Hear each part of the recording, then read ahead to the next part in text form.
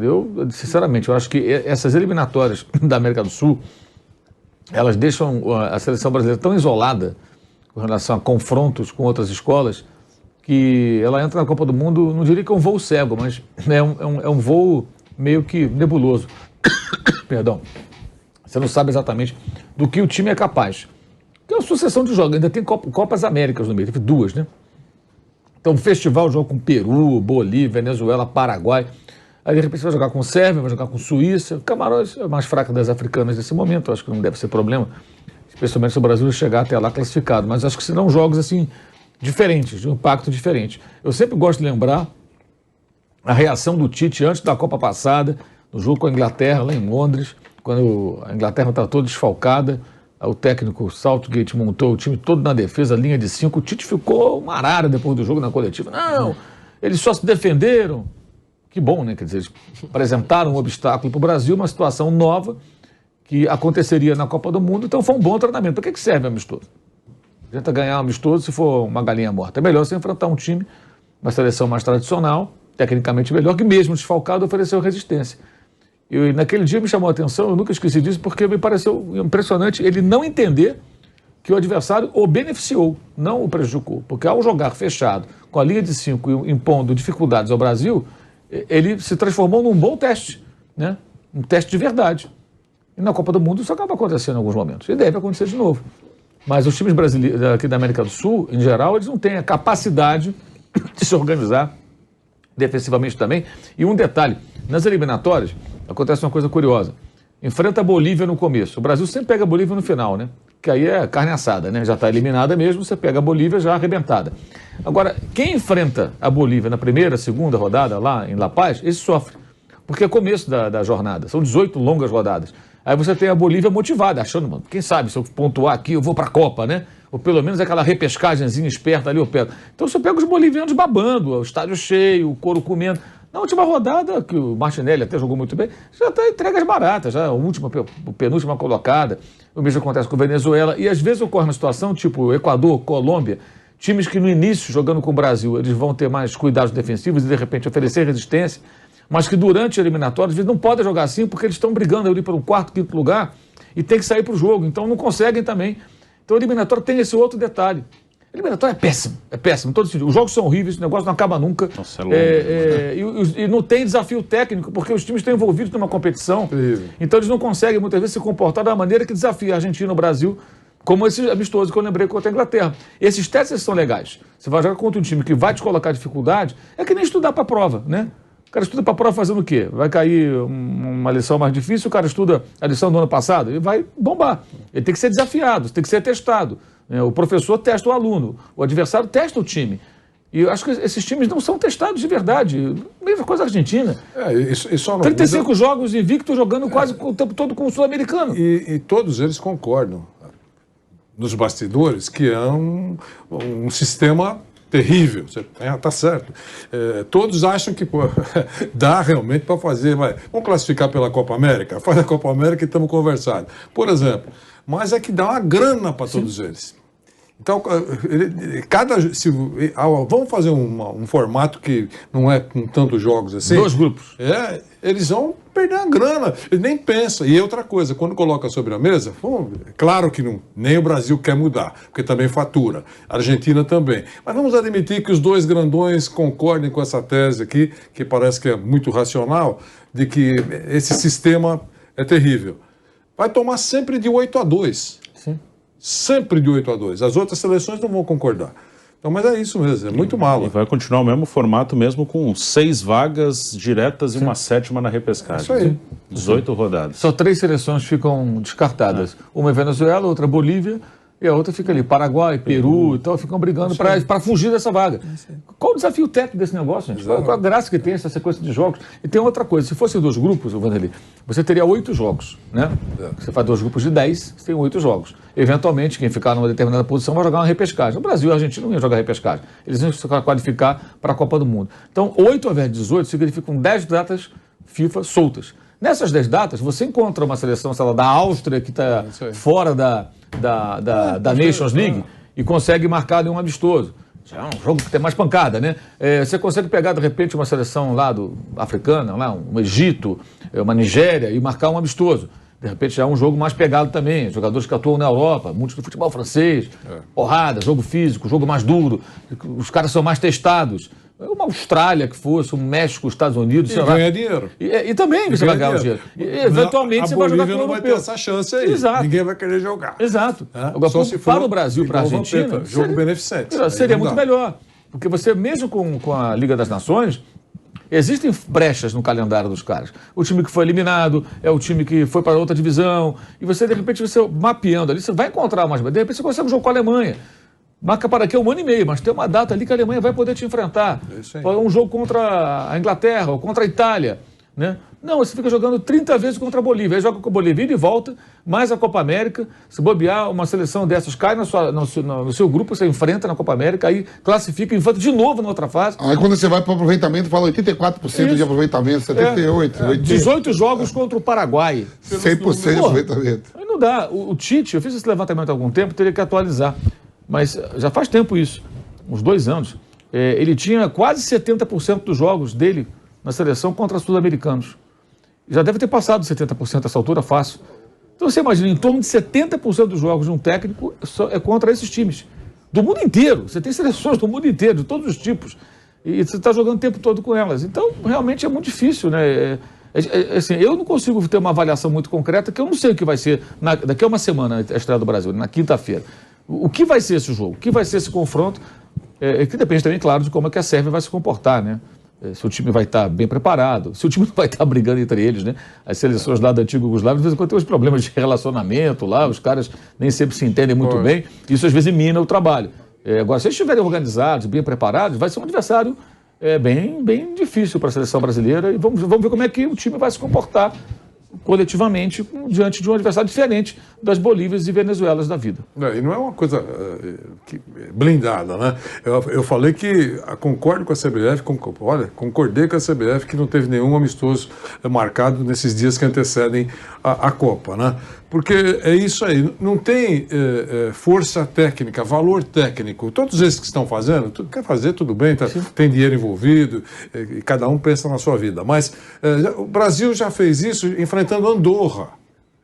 Qual foi? Úmbria, lembra? A Copa de 90. Mas Andorra, qual foi o grande momento de Andorra? A maneira, Zé Carlos, o maior imitador de galos da história do futebol mundial, jogou nesse jogo em Andorra. Então, qual é o valor técnico? Aí depois se soube, passando tanto tempo, que houve um pagamento muito forte num banco internacional naquele jogo, na agência 001 lá de Andorra. Então, mas é isso, quer dizer, não tem que ter... Foi bom fazer. Já não tem tempo mesmo para ajeitar... O treinamento é só esse daí, me engana que eu gosto, não acontece nada. Mas é bom. O Mauro falou sobre o fato das eliminatórias deixar o Brasil em um voo cego, eu concordo. Até outro dia aqui na programação esportiva da Jovem Pan, e até foi comentar essa possibilidade que eu acho impossível, pelo menos eu não vejo a CBF, Mauro, querendo que a seleção, sei lá, participe da Nations League, né? Mas como os jogadores... Brasil, Argentina, a gente sabe, né? 95%, para não falar todos, jogam na Europa. Será que não era mais fácil o Brasil, talvez, se aliar aí à Nations League para ter esses confrontos com os europeus?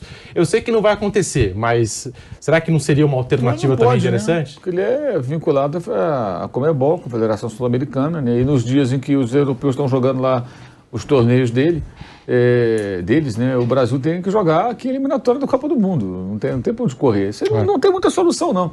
Mas eu acho também o seguinte, né? São 8 contra 2, mas se a Argentina e o Brasil quisessem comprar essa briga, né?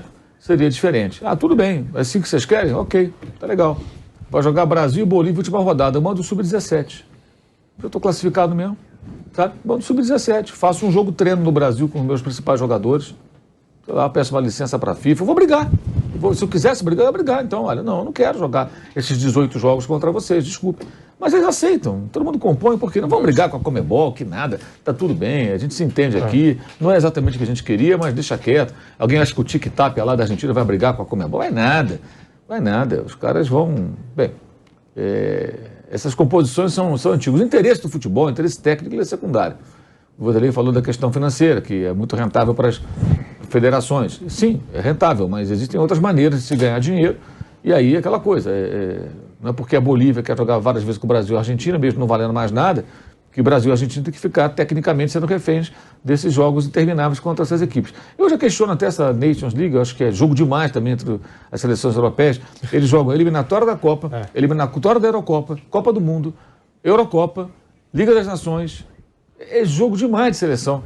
Banaliza, inclusive. De vez em quando você chega um dia de data FIFA, hoje tem Itália e França. É? O cara fala, não, agora é Nations League. Sim. E às vezes você vê até um certo desinteresse. Os caras não botam o time titular, porque não... Agora mesmo, essa reta final, para mim ficou muito claro que seleções importantes, em alguns momentos, não deram relevância a esse torneio, porque a Copa do Mundo está se aproximando, eu estou mirando a Copa do Mundo. Então tem jogo demais de seleção. A raiz disso é a quantidade de datas FIFA. Esse é o grande problema. Que também, mesmo os gigantes europeus, já ensaiaram algum tipo de contestação, mas nunca levaram, os times, eu quero dizer, né, os clubes, nunca levaram isso às últimas consequências. Eles não reclamam. Eles vão ali, vão compondo. E a gente vai ver agora, por exemplo, o Real Madrid, se tiver Mundial de Clubes em março, é ruim para o Real Madrid, porque é março, né? Quando é em dezembro, você tem no meio da temporada. Tem aquela pausa da Liga dos Campeões e tal. Em março, o couro está comendo. O Campeonato Espanhol, que ele tem que brigar ali com o Barcelona, se estiverem brigando, Atlético, sei lá mais quem, e a Liga dos Campeões, que volta em fevereiro. Então, em março, o Real Madrid poderá estar envolvido em disputas importantes. De repente, tem que ir, sei lá para onde, que não está nem definido o local, para jogar contra o time lá da Oceania, do México, sei lá da onde, para talvez jogar com o campeão da América do Sul, se passar, que no caso seria o Flamengo. Você acha que o Real Madrid está afim de ir para esse negócio aí jogar? Claro que não. Claro que não. Só vai atrapalhar. Mas por que vai? Aí a FIFA e tudo, questão política, e os caras vão compondo. Então, assim, o aspecto técnico, ele não é o mais importante no futebol. Isso é secundário. O aspecto político é que manda. Bom, nós vamos para um rápido intervalo na TV Jovem Pan News e já voltamos com um bate-pronto para você. Bom, meus amigos, e agora aquele momento especial aqui no Bate-Pronto, o momento de elegermos o lance Tectoy. Bom, daqui a pouquinho, então, a gente vai eleger o lance Tectoy marcante aí do Campeonato Brasileiro 2022. Já também estaremos de volta na TV Jovem Pan News. A gente falando aqui sobre seleção brasileira, sobre as eliminatórias, né? Deixa a seleção, no caso aí, em um voo cego. Até vou tocar nesse tema com o Vampeta, com o Bruno Prado. Mas por esses adversários, né, que até o Mauro César citou, a Bolívia e tal, e a gente sempre se enche aí de expectativa pela seleção brasileira, Vanderlei, será que os europeus, eles não estão, talvez, num nível superior ao do Brasil, pelos jogos que eles têm, pelos testes que são bem mais difíceis do que os nossos? Bom, o grau de dificuldade que eles enfrentam é mais elevado do que os adversários enfrentados pela seleção brasileira. Aliás, um dos grandes argumentos pela convocação de quase todos os jogadores brasileiros que jogam no exterior, o primeiro discurso é esse, né? Porque eles estão... mas eles jogam mais ou menos igual o lateral esquerdo do Nogueirópolis, mas é que ele jogando na Europa, ele enfrenta adversários mais difíceis. O grau de dificuldade é maior. Levando-se em conta que os nossos principais adversários serão europeus, estou raciocinando como eles. É por isso que eu levo os jogadores que atuam lá fora, porque eles estão mais calejados, eles vão sentir menos. É isso, exatamente isso. Perfeito. Lá todo mundo conhece todo mundo. Na Copa do Mundo, todo mundo conhece todo mundo. Os menos badalados são conhecidos, as estrelas todo mundo sabe. Então é perfeito. Só vai jogador que atua na Europa, com as exceções de praxe. Só jogador de primeiro escalão e... É isso aí. Até eu comentava aqui, né? Na última Copa do Mundo, nós tivemos a final entre França e Croácia. No começo da competição, acho que ninguém colocou a Croácia como finalista, né? Mas jogadores de qualidade, jogadores quase todos no primeiro escalão da Europa. E numa competição de tiro curto, tudo pode acontecer. Velho Vamp, queria a sua opinião aqui.